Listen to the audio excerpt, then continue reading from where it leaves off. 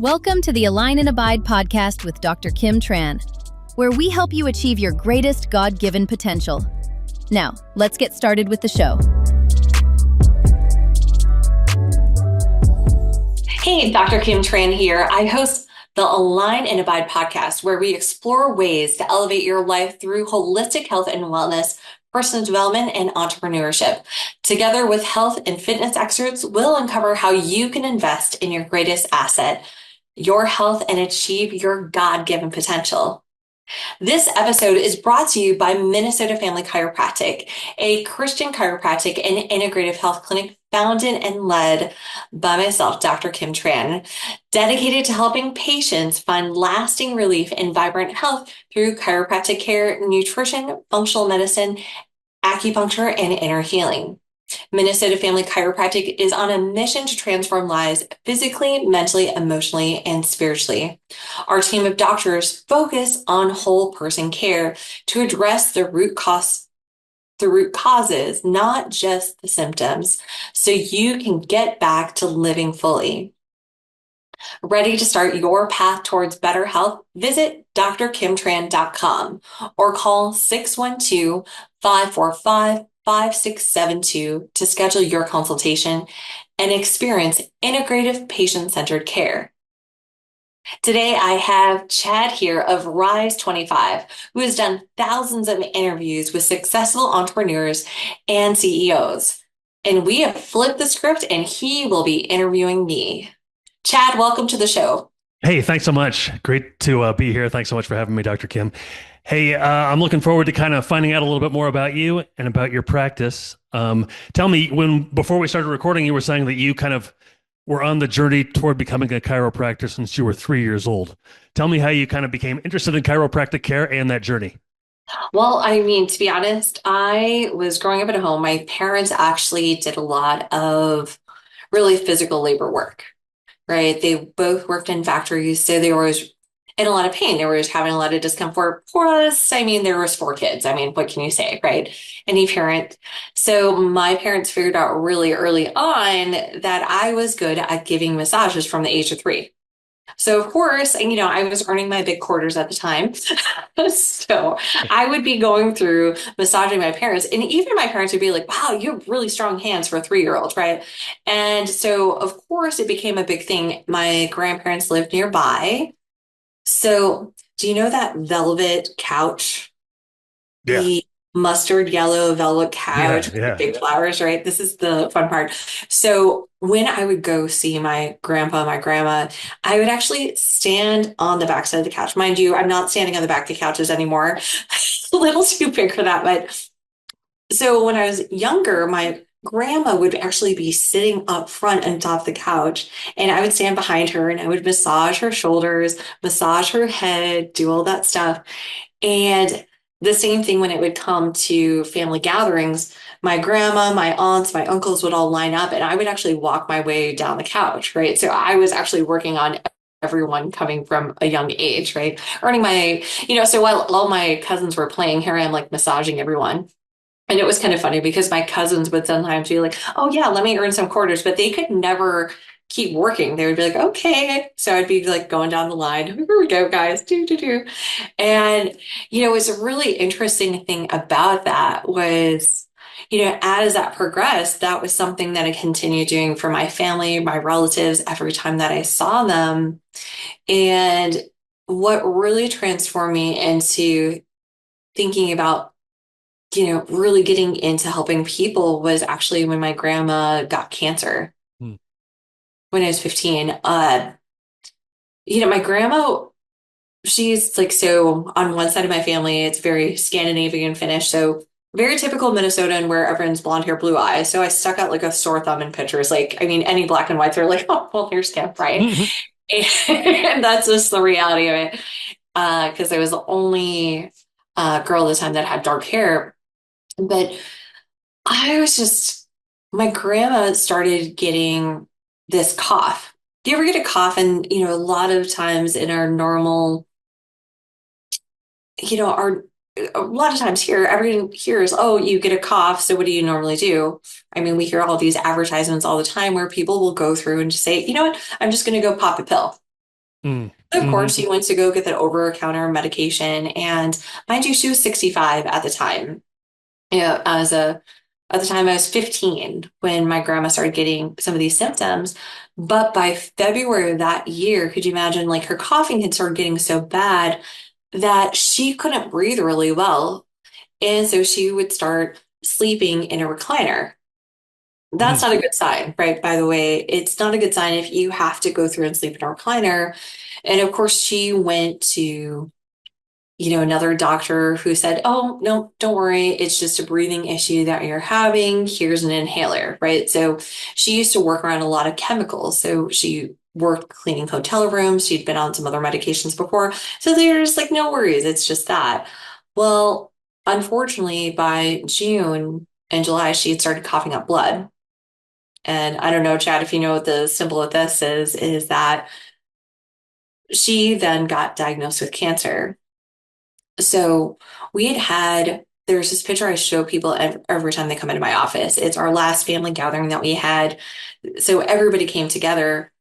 And in August, here we are as our full family, all my aunts, uncles, cousins, my great aunts and uncles, everybody was getting together. But what I distinctly remember about this is my grandma had lost so much weight. She was just so thin. And on top of that, she was actually sitting in a wheelchair and she had an oxygen machine next to her. That's how much she couldn't breathe. So she had the tubes. And that's something you just never forget. Hmm. Like she started losing her hair, and her hair was such a big thing for her because my family would always tell me, you resemble your grandma so much because she was dark hair, olive skin. So we had a lot of similar complexions. And I think about this, like here we are trying to stand for this photo.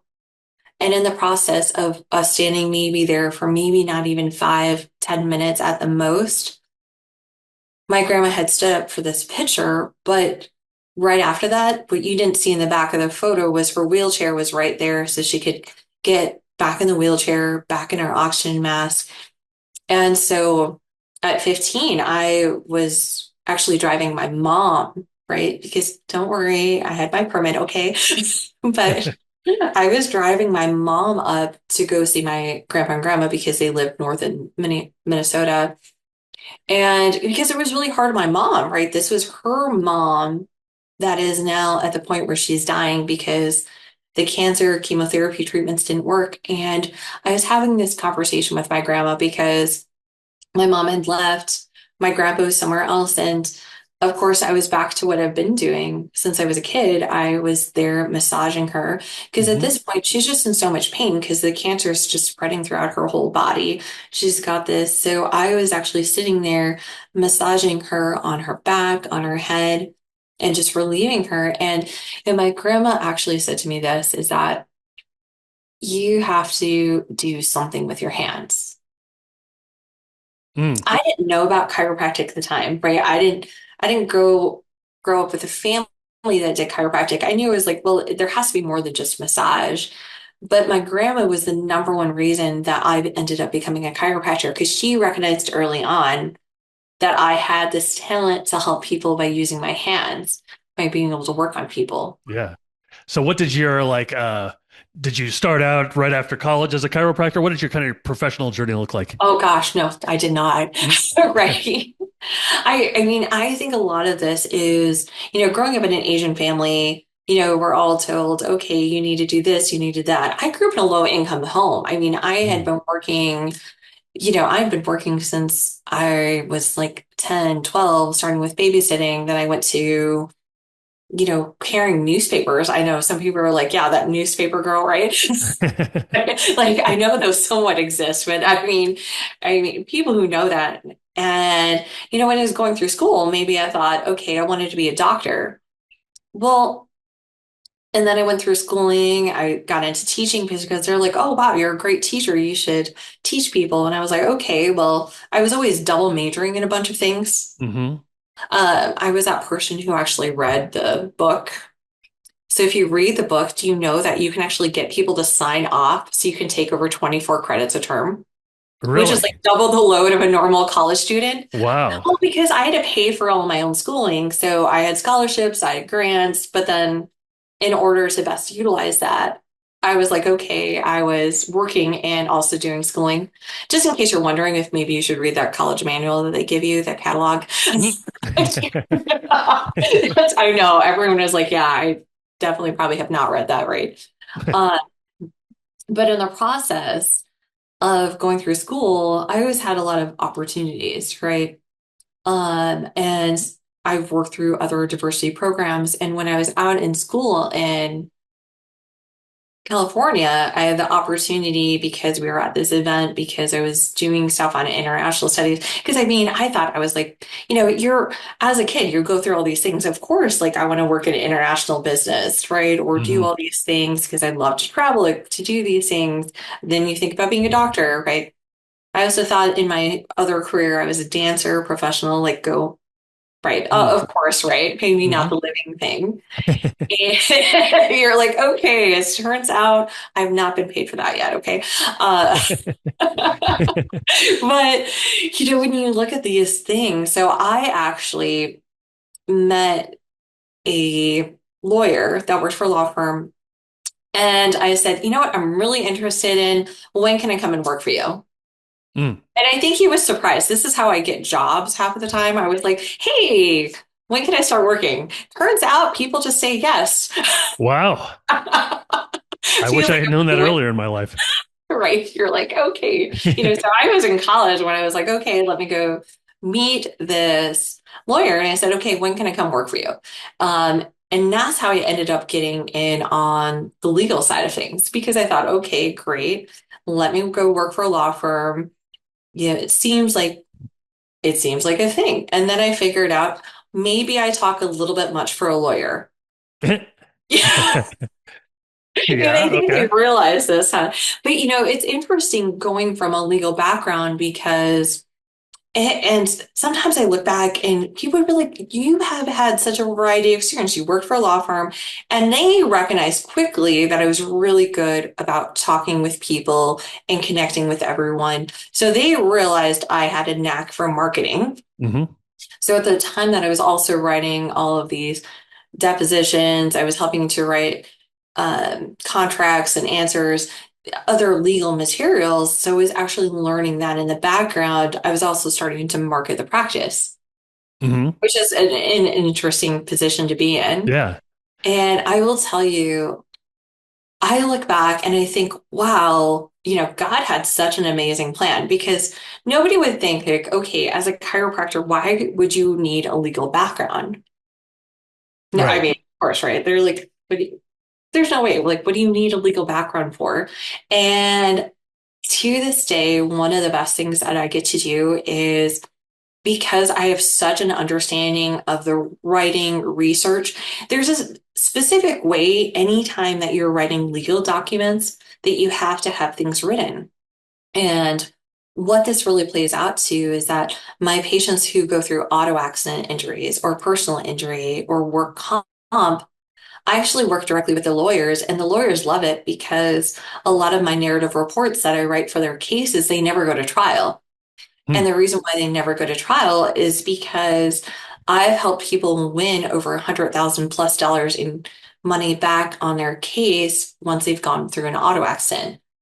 And sometimes I'm not even their first chiropractor, I'm not even the first doctor they've seen. But being able to go through and be an advocate for those patients and actually help them understand the legal process and knowing that as a doctor, I have to have more research than anyone. So that way, the opposing counsel, and this is something interesting that they actually look at that most people don't understand about lawyers, it's all about being able to find the research or you're looking for things to support your side. Hmm. So with that, I would go through and I came up with all the research, everything else that now, depending on a narrative, I have over 20 plus cases that would support everything, single thing that I did for that patient. And the lawyers like it because they don't have to work as hard. Well, not to say, let me rephrase that. They work hard, right? Hmm. But what it does is it makes their job advocating for that patient that much easier because they have all the research, everything's very detailed.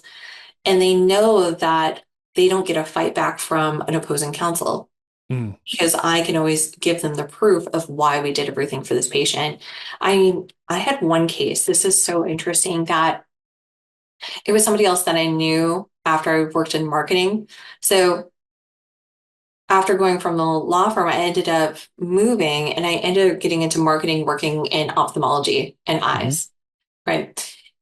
But the interesting thing about this was when you look at, marketing for people or just going through this process, this is where I met one of my coworkers. Well, his wife ended up in a major accident. Mm. Years later, this was after I'd already gotten out of marketing, went back to chiropractic school, right? Hmm. And Hmm. this was, when we talk about the recession, I actually can you believe this? I gave a 6-month notice at my job to go back to chiropractic Six school. month. 6 months, right? Because I knew I was going to go back. So I'm like, well, and at this point, I didn't like, they're not going to fire me because I knew the doctors and I knew all the information better than anyone, Hmm. which they were like, could we download your brain? To this day, people like I'll show up at like an ophthalmology conference and people will just assume I'm still working in that field. Or a lot of the doctors will just assume they're like, oh, well, we're not surprised you became a doctor because of what you were doing. So how did you, or at what point, um, did you decide to, I'm going to enroll in chiropractic school and make this my career rather than, doing what you had been doing Oh my previously? gosh. Well, you know what it was? Well, a couple different things, right? So when I first got into going to a chiropractor, now these were the days of dial-up internet. Yeah. I know some people don't know that. You're like, great. Am I aging myself? No. So, like when I was 20 and I worked at the law firm, I had shooting pain going down my legs. I Mm. couldn't sit, I couldn't stand, I couldn't move. And I was popping all the pills. I did what everybody else did. Yeah. I was popping, the Advil, the Tylenol, ibuprofen, nothing was working. I tried the heating pads, I was stretching, and I was working out a lot. So it's not like I was like, I shouldn't have had a problem. And, what ended up happening was finally somebody was like, well, you should go to a chiropractor. And I'm like, well, what's a chiropractor? Like, I didn't know anything about it. And so here I am going into this office. Now, it's so different in contrast, and this is probably why it was dim lights, it was all beige, and an older, chiropractor was there standing behind the desk, and I'm like, Mhm. hi, because at this time I just got the referral, I didn't know what I was going to do, but what really made a difference was all of a sudden I went in and I started getting these adjustments. And, of course, like you're like as a first time person, you're like, okay, what is he doing? And all of a sudden you're like, okay, go on your side. And you get twisted like a pretzel. And then you hear this cracking and then you're doing this. And of course, when you're a little pain, you're like, oh, oh, oh. I'm sure Mhm. I was not a quiet patient, even though I probably think I was. What, and that was really my first introduction to chiropractic. Mhm. And I thought, gosh, I could really think about being a doctor. But, it was interesting at the time. My dad was like, oh, well, you just need to finish school, like, so you can help out your brothers, right? This is a very Asian Mm. mentality, right? Mhm. Like, here, just finish things, help out your family, help them, lift them up. Okay.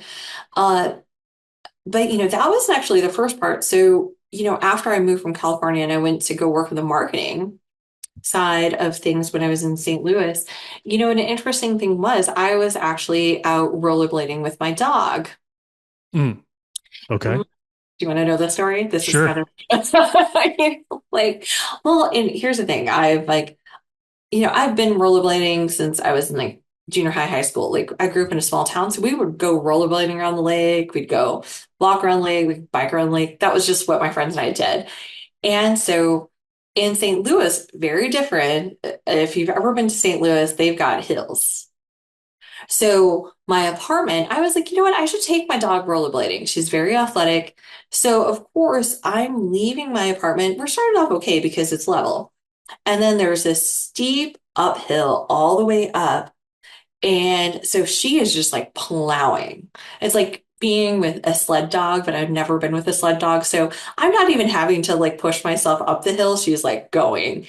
And I was like, whoa. So we're like going up and you're like thinking, okay, so finally we kind of got to a level place. And I was like, okay, I think we're going a little faster than what I'm used to. But what happened was all of a sudden we went on this slight downhill and my dog Mackenzie, she suddenly just stopped. Hmm. Well, I still had her leash, so all of a sudden my feet come out from underneath me and it was like whoosh. And I was like, so all of a sudden I'm like looking up and I'm like, okay, I just slammed my tail down into the ground. I thank goodness I was wearing pants because I had pavement impinged on the back of my leg all the way up the back of my left leg all the way up to my left glute. I mean, it was there, and I was like sitting there on my tailbone. And like at the time, thank goodness I had like, when they tell you, yeah, maybe you should, wear a helmet, wear the wrist guards, at least had my wrist guards on. I didn't have a helmet. So thank goodness I didn't like hit my head. But I mean, I'd slammed down enough that my wrist guards were like scraped up. Hmm. And I was like sitting there for a moment because I'm like, I'm hurting at this point. And then my dog is like, oopsie, like, because she stopped and I'm like, okay. So, but we're on like a busy road. There's like a closed off to my, left side. There's this closed off, you know, neighborhood. So on Hmm. the other side, there's this big dip. So there's no houses. It's just a bunch of stuff sitting off on the side. So of course I'm like, okay, I need a little time to put myself together. Yeah. So I like squished myself off to the side of the road and I'm just like, oh man. So I'm sitting on the side of the road. Do you remember the Grey Poupon commercials? Hmm. Mm-hmm. So you think somebody sitting on the side of the road with their feet hanging off, because mind you, I mean, I'm like, there's nothing over there but some trees, right? So it's not like I'm like, okay, it's not like I'm like looking out to the lake. There's nothing, I'm not like scoping out some mountain views. I'm just literally sitting on the edge of the road. I actually had somebody come up while I'm sitting on the side, and I'm thinking, okay, in my head, I'm thinking, okay, maybe they're going to ask me if I'm okay. No. Yeah. Hey, by the way, can you give us directions somewhere? I'm like, really? Oh. Oh. I was like, I was like, And I was like, yeah, sorry, not sure where I'm going. And at this point, I'm like, really? But it kind of reminds me of that Grey Poupon commercial where they like roll up and they're like, roll down the window. Do you have any Grey Poupon? And then they like carry on, right? Hmm. But that's not. But instead, the person pulls off, and I'm thinking, okay, what am I gonna do? So I'm like, well, I can continue on my path, but I was like, ooh, I'm like in a lot of pain. So I decided, okay, I'm at least going to rollerblade back towards the place. And it's almost like doing the walk of shame in rollerblades because I was like, there is no way I'm going to remember that like big, massive hill I went up. So I'm not, there's no way I'm going down the other way. So I was just like, not going to happen. Like, we're not doing that again. I took off my rollerblades. I was carrying them down with my dog and I'm walking down in my like long socks, walking down all the way. But I could not sit. I could not stand. I had to go and put myself in a bathtub to like try to get some of the pavement out. And so I at least was smart enough to know that I needed to call a chiropractor. Yeah. So I called a chiropractor. Mind you, this was Saturday, so I couldn't get in until Monday. Hmm. My friends were like, hey, you want to go hang out later? I'm like, sure. And they're like, why are you not sitting? And I'm like, well, I may have scraped off my entire backside. At least it was only on one side, so I could lean to the right a lot. Hmm. And of course, like the chiropractor, they got x-rays taken. And what's amazing to me is that, with shooting pain down my legs the first time, how quickly I started to heal. And then I went to this next chiropractor. They took x-rays. They saw, thankfully, that I had not like broken anything. And they started treating me, and I was like, wow, this is like pretty amazing, right? And then I started realizing, gosh, of course, in the process of that, they were like, okay, you need to ice yourself, at least 15 minutes on the hour every hour. So, of course, during work, I had to go sit. And my boss at the time gave me this lovely nickname called Ice Butt. You're like, okay, and I was like, okay, that's, in that process, I'm like, okay, this is starting to add up.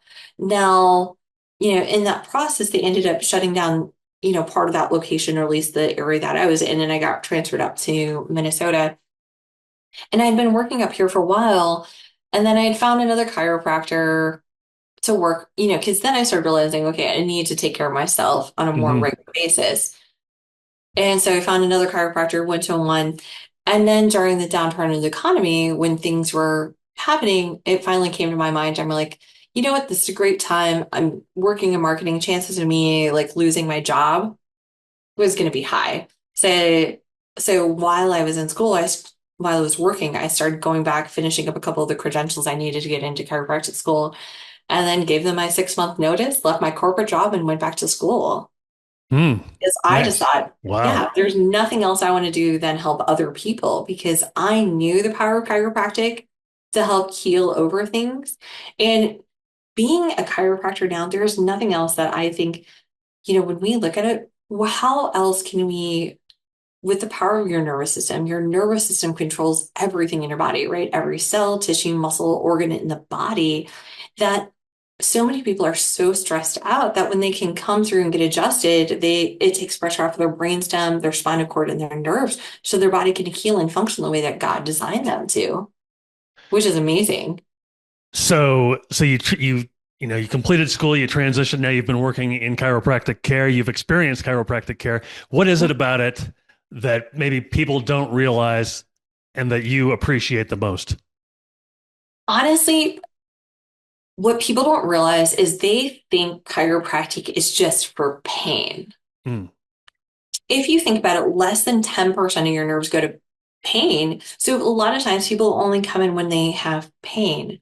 They don't realize, okay, if less than 10% of your nerves go to pain, they're thinking, well, if I don't have back pain, if I don't have neck pain, why would I ever come and see a chiropractor, right? And I'm not saying pain is not the one thing that brings people in, but they don't realize is that if you go through and adjust, I used to have horrible migraines. That was also another reason why I ended up in chiropractic, right? Hmm. Because while I was working in marketing, I started getting these massive migraines. The one thing that helped me to recoup from my migraines was actually chiropractic. Well, the thing is, when you have compression right up here on the upper part of the neck, up into the head, what happens is you're compressing on your brainstem. So what gets affected? Everything Mm. down Mm. below. Hmm. So they don't realize is that when you go through, and to be honest, I used to wear glasses. Hmm. Not just for fine vision. I mean, I was the one that was like 20/25, and the doctors were like, you really don't need to. But it was like the fine vision. But it was interesting when I had migraines, what most people don't realize is that you're compressing on the nerve area of the brainstem that actually goes to your vision. So it's not uncommon when I see people with headaches and migraines, all of a sudden they start getting treated with chiropractic and then their vision improves. I had a 67-year-old patient that actually could stop wearing her glasses. As a result of chiropractic care. Yeah. Wow. And that's Wow. amazing. You're like, wait a minute. You're like, Chad, what do I need to do? Yeah, seriously. Yeah. But the other side is, when we look at the nerves that go through the mid back, and how many of us have problems with our mid back, right? Oh yeah. So I have seen children and adults who suddenly can actually breathe well and actually have the ability to reverse their asthma or heart issues by just getting adjusted.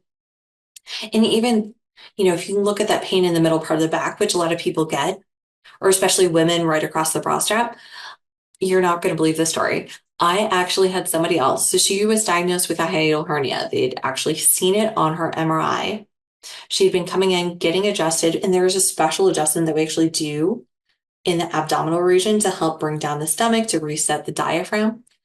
Could you imagine her doctor's shock when she went back to the doctor? And this was this last week. She was like, "Oh my gosh, doc, you're not going to believe this." I'm like, "Oh, what's that?" They went through, redid my MRI, and there's no hiatal hernia. It's gone. Now, mind you, this isn't the first time I've heard this. I just told her, I was like, wait, your hiatal hernia is going to go. She's like, no way, no way. And when they had the proof, and the doctor's like, they were preparing her for surgery before I came along, right? Before she came Hmm. in. And they were like, there's no way. There's no way possible that this happened. And she's like, yeah, it was my chiropractor. And they kind of brush her off. And she's like, no, I'm serious. It was my chiropractor who changed that, because when you can go through and get adjusted, not only in your back, there are special adjustments that we can do through your abdominal region that change over the ability to heal. You want to know something else that's really amazing? In the low back area. So the low back is also the same nerves that go to your digestive organs, your bladder, your sex organs. So I have one of our wonderful like massage therapist, Bella, who, we refer people back and forth because, she can do all these like wonderful massages on people. And she referred in her patient because, he got referred in because he had like the radiating pain coming from his neck down to the shoulder, and his shoulder on his one side kept popping off. So he's just like, okay, let me go see a massage therapist. And she's like, no, you really need a chiropractor. So he comes in and so since we've been working on him, and mind you, he was only on 4 visits now. And originally I said, hey, do you want to take care of your urinary problem?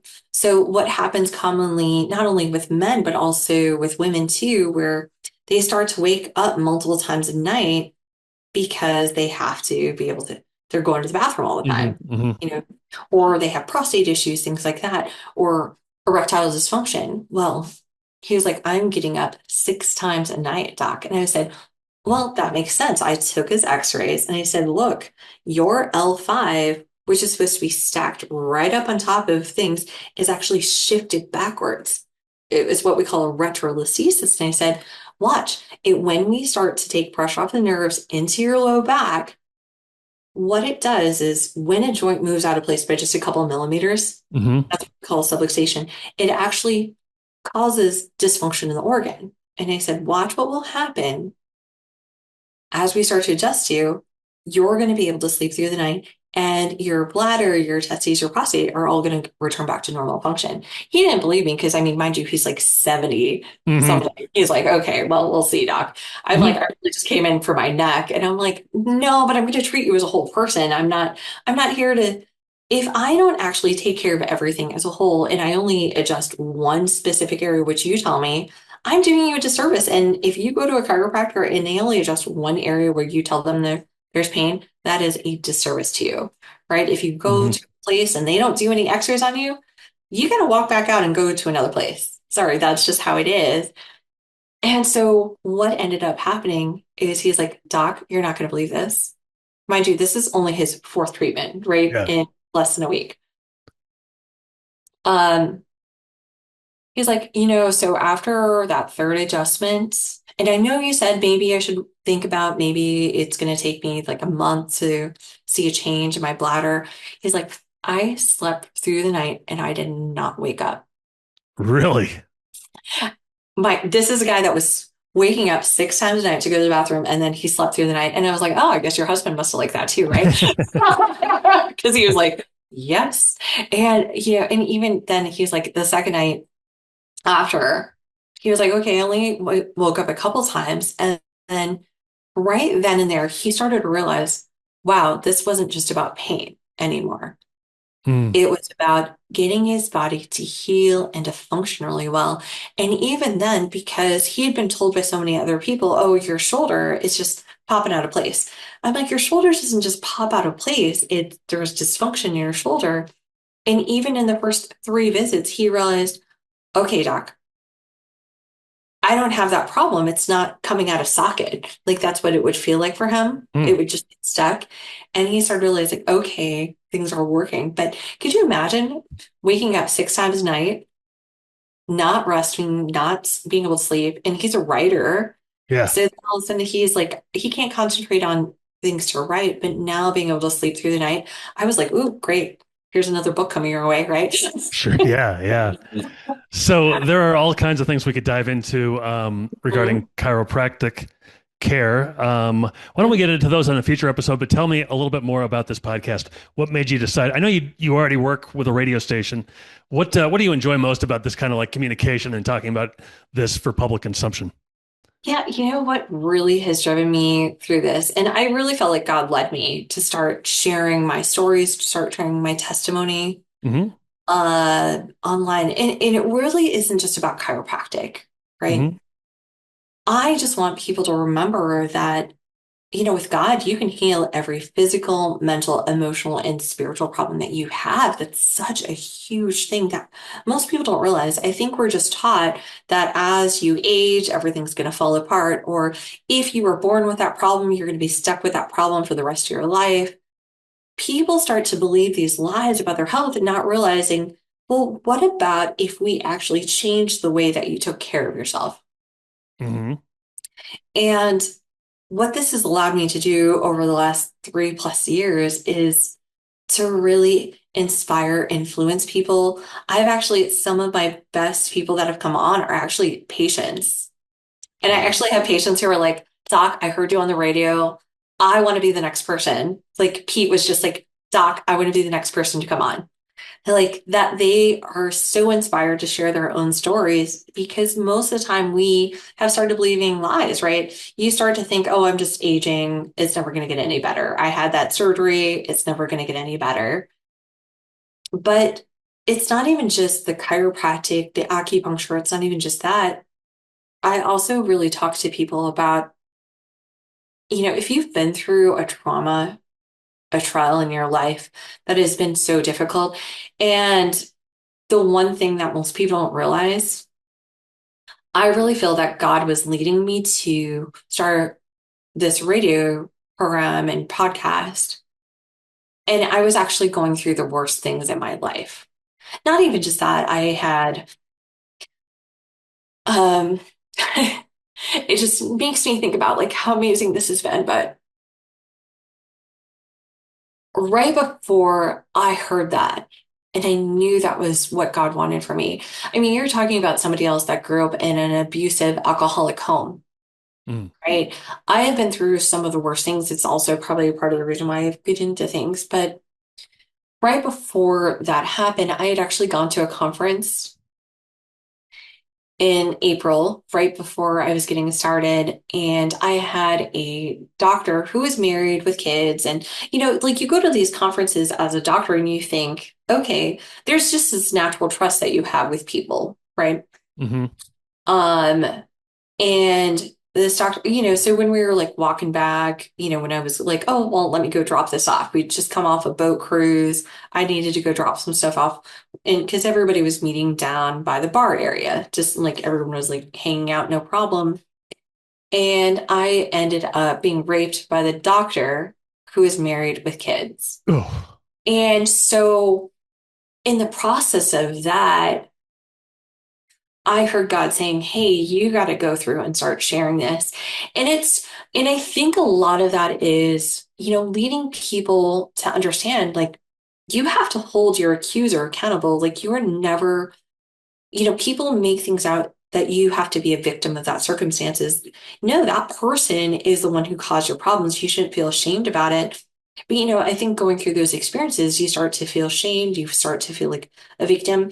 And one of the worst things that happens is then you have to go through and explain that situation. And I think people don't realize that is that when you're going through and having to share that story over and over again, it is one of the worst feelings possible. Hmm. And in the process of being healed by that, and this is where, I talk about the power of like inner healing prayer, which I do with patients to help them heal from their past traumas, because God wants us to be healed. He doesn't want us to be stuck on whether there are these traumas that we have, and so many people are saying, okay, well, I grew up in an abusive home and as a child, so what, that's going to affect you for the rest of the life? I'm like, it doesn't have to affect you. A rape or a sexual assault, it doesn't have to define you for the rest of your life. And in the process of this, of sharing with people, how do you get through a rape case? How do you prevent it? How do you not become a victim or not be ashamed of those things when you're feeling at your worst, right? How do you go through and just say, you know what, I'm going to pick myself up, not because one of the first things that I've felt like I just wanted to cover myself up, right? Like I Hmm. literally compared it to being in a cocoon, right? I would wear bigger clothing. I didn't want to make myself attractive to anybody. But in that process of recording through the radio and recording on the podcast, it was like a journal for me. Mm. It literally is. There's moments that I'll never be able to go through again just because like when I was, and this is why they love me over there because people, and this is what I've heard from people, they get this feedback because I'm so real. I probably cried just like I'm crying right now, if that's okay. Hmm. But, whether I've cried or laughed, but I want people to realize is that all those traumas, everything else doesn't define you. And I'm here to help people recognize there's so many other ways to overcome those things. And I just want to see people get up to their greatest God-given potential in everything that they do, regardless of what they've been through with their circumstances. Even if they've been through some of the worst cases, if you've been falsely accused, or if you've been through anything like that. And it doesn't have to be the worst case. I think that it's so important for us to realize that your worst thing may not be as bad as somebody else's in their eyes, but it doesn't discount it. It doesn't make it any different.